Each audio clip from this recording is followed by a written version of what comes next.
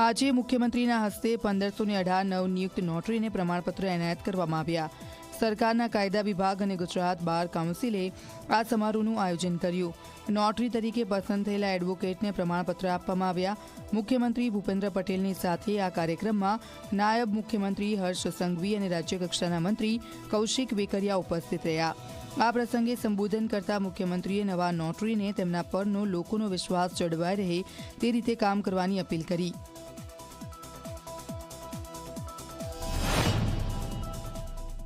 Bar council of Gujarat અને રાજ્ય સરકારના સંયુક્ત ઉપક્રમે આજે આ કાર્યક્રમ યોજાયો છે।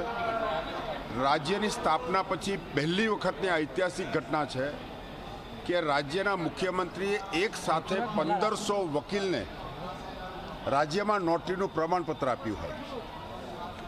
8086 કેન્દ્ર સરકારે આ રાજ્યના વકીલોને નોટરી બનાવ્યા અને 1500 એ રાજ્ય સરકારે રાજ્યના વકીલોને નોટરી બનાવ્યા છે।